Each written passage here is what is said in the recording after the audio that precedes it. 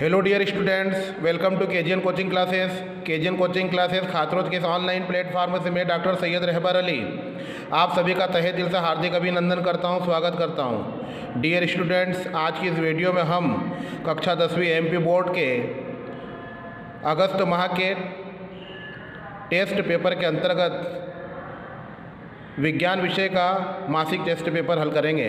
तो आइए हम शुरू करते हैं। प्रश्न क्रमांक 1 दे रखा है, न्यूट्रॉन की खोज किसने की थी? तो न्यूट्रॉन की खोज सन 1931 में ब्रिटिश वैज्ञानिक जेम्स चैडविक ने की थी।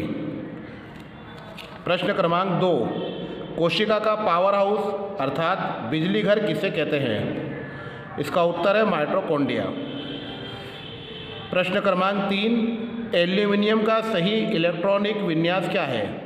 तो हम जानते हैं एल्यूमिनियम का सही इलेक्ट्रॉनिक विन्यास होता है 8-2-3। प्रश्न क्रमांक 2 का पहला, प्रकाश अप टू रेखा में गमन करता है। तो हम जानते हैं प्रकाश सरल रेखा में गमन करता है, तो यहाँ आएगा रिक्त स्थान की जगह सरल, अर्थात प्रकाश सरल रेखा में गमन करता है। दूसरा है, आवेश प्रवाह की दर को खाली स्थान कहते हैं। तो हम जानते हैं आवेश प्रवाह की दर को विद्युत धारा कहते हैं, तो आवेश प्रवाह की दर को रिक्त स्थान में आ जाएगा विद्युत धारा। प्रश्न क्रमांक 3, परमाणु संख्या से क्या समझते हो? उत्तर, किसी परमाणु के नाभिक में उपस्थित प्रोटॉन की संख्या को ही परमाणु क्रमांक कहते हैं। इसे Z से प्रदर्शित करते हैं।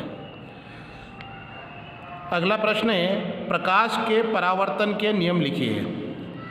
तो प्रकाश के परावर्तन के 2 नियम हैं। नंबर 1, आपतित किरण, परावर्तित किरण और आपतन बिंदु पर अभिलंब तीनों एक ही तल में होते हैं। दूसरा नियम है, आपतन कोण का मान परावर्तन कोण के बराबर होता है। अगला प्रश्न है, समभारिक किसे कहते हैं? उत्तर है, वे तत्व जिनके परमाणु क्रमांक भिन्न भिन्न होते हैं लेकिन परमाणु भार समान होते हैं, समभारिक कहलाते हैं। उदाहरण, आर्गन 18Ar40, पोटेशियम 19K40 और कैल्शियम 20Ca40। प्रश्न क्रमांक 4, ओम का नियम लिखिए। उत्तर, ओम का नियम, यदि किसी चालक की भौतिक अवस्था अर्थात जैसे लंबाई एवं ताप आदि में परिवर्तन न हो तो उसमें प्रवाहित होने वाली विद्युत धारा उसके सिरों पर लगाए गए विभवांतर के अनुक्रमानुपाती होती है। यदि चालक के सिरों पर लगाया गया विभवांतर V हो और उसमें बहने वाली धारा I हो तो V समानुपाती I या V बराबर RI, जहाँ R एक नियतांक है जिसे चालक का प्रतिरोध कहते हैं। अगला प्रश्न है, हाइड्रोजन के 3 समस्थानिकों के नाम लिखिए।